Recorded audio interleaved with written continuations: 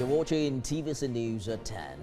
Pro-June 12 activists are commemorating the 23rd anniversary of the assassination of Kudirat Abiola. At the ceremony conducted at the MKO Abiola House in Lagos, the daughter of late Kudirat Abiola, Hafsat Abiola Costello, thanked the federal government for recognizing June 12 as Nigeria's Democracy Day. Senior political correspondent Ayodele Ozubakon reports. June the 4th, 1996, will be remembered as a dark day in the nation's political history. Kudirat Abiola, while fighting to restore her husband's mandate, died in a Mercedes limousine as a result of injuries sustained from a machine gun fire at Alausa, Lagos.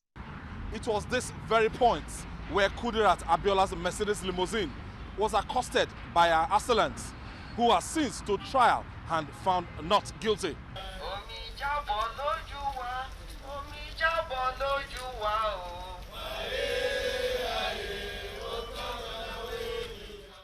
In the last 23 years, civil rights organizations, along with family members of the deceased, have gathered here in memory of a woman who paid the supreme price for democracy in Nigeria. On June 10, that's a few days from now, the federal government has said that Kudirat Abiola will be put in Women Hall of Fame. Apart from that she's going to be designated as martyr of Nigerian democracy. Wherever she is, she will be so happy to see that she has not been forgotten by you, because she fought for you and she died for you. But they were shedding tears because they recognized that Alhaja Kudirat Abiola was not fighting for herself, was not fighting for her family. She was fighting for the actualization of the political mandate given to her husband. In other words, she stood against slavery of the entire society. So I am here because Alhaja Kudirat Abiola represents, principle, the fight for principles. After several years of denial, the federal government finally let up a year ago, recognizing June 12 as Nigeria's Democracy Day. This is where Kudirat Abiola is buried, in the house of the acclaimed winner of the June 12, 1993 presidential election, Bashorun MKO Abiola. And in a few days' time, precisely 8 days, Nigerians will finally honor this man 26 years after the historic election by commemorating the day, June 12, 1993, as the new Democracy Day in Nigeria, instead of the May 29 that has been recognized in the last 19 years. Ayodele Ozubakun, TVC News, Lagos. Now, activist Joe Okeodumakin is here with us in the studio to share her thoughts on this. Good to have you join us at this time. Pleasure, Louis. 23 years after the demise of Alhaja Kudirat Abiola, what is the significance? What did she epitomize when she was alive? Well, 23 years down the line, Kudirat Abiola displayed uncommon courage at the barricades. She was an organizer of men and women, and she stood like a colossus where pro-democracy activists are gathered, always insisting that the right thing must be done. No wonder, for her stubborn defense of principles, she was killed on the streets of Lagos. 23 years down the line, Kudirat Abiola has demonstrated that what a man can do, a woman can do better. And that's why it's important for us to know that even in our institutions, we don't need to go and start carrying out research about what courage stands for, because in Kudirat Abiola, all these things are embedded. But how much of these lessons are people in this generation taking into cognizance and living by? Well, it's a very good question, because the only befitting memorial we can pay to Kudirat Abiola is for us to imbibe all the virtues that she lived and died for.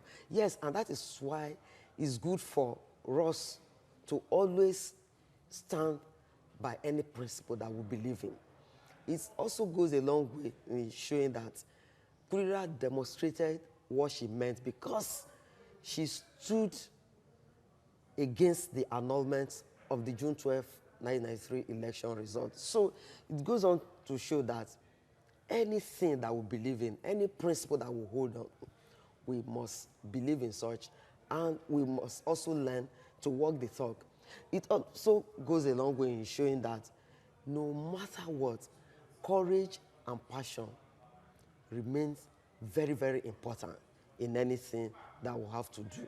But more importantly is that Kudirat Abiola must never be allowed to die in vain because she died for a collective struggle. No wonder her memory, 23 years after, must always be kept alive. All right, you mentioned that she mustn't be allowed to die in vain. So what are you looking at being done in memorial of her such that it's a lasting legacy that people can lay hold on? Kudirat Abiola should be immortalized, and that's by naming a national monument in her honor. Through such way, she would not have died in vain. Again, the killers are still on trial. There should be a closure to the trial of her killers so that justice can be done in her case, because justice delayed is justice denied. Again, we must also realize that Kudirat Abiola died for the struggle to actualize June 12. So June 12, the symbol of that June 12, we lost the man and the mandate, but that symbol must be declared as posthumous declaration of MK Abiola as a past president of the Federal Republic of Nigeria. Already, June 12 has been recognized and as Nigeria's Democracy Day, and the late MK Abiola has been awarded the highest honor of the land, GCFR. Does that suffice? It's a good one, but another step needs to be taken further because he won this election. So what we just need to do is to gazette the result of the election and then declare Abiola as a past president of the Federal Republic of Nigeria. You will have his portraits hung everywhere that former president's portraits are hung. And all the entitlements that are meant to be paid should also be given to the family. And Kudirat Abiola, like we have said, on June 11, she will be honored.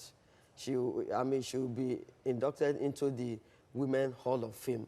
Apart from that, she's going to be designated as the martyr of Nigerian democracy.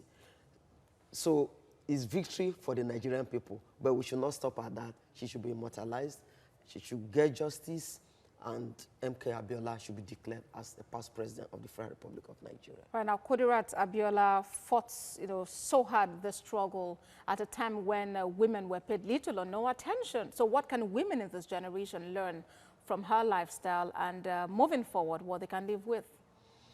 There are a lot of lessons that can be learned. Women should understand that even those that are career women must pay special attention to their wards, their children. You can see that Kudirat's children are now up and doing. Again, women should also learn that whatever it is, no one has a right to talk down on them.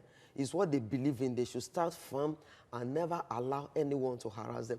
Kudirat Abiola stood like a colossus. And wherever she was, she's always respected. And she ensured that through that bravery that she demonstrated, although she paid the supreme price, but a lot will be learned for her life, for her bravery. So women must learn that no one will allow them to thrive except they make that attempt. They must try as much as possible to forge ahead. They must remain committed. They should also ensure that anything that they have passion for, they should demonstrate such, and they should not allow anyone to trample on their rights. Kudirat Abiola remains that clear example. She's a heroine, she's a source of inspiration, and her life is a lesson to all that. No matter what, some people have become relics of our historical past. They just died and they are forgotten. Kudirat Abiola can never, ever be forgotten. Other activist Joe Okeodomaki, many thanks for joining us on TVC News at 10.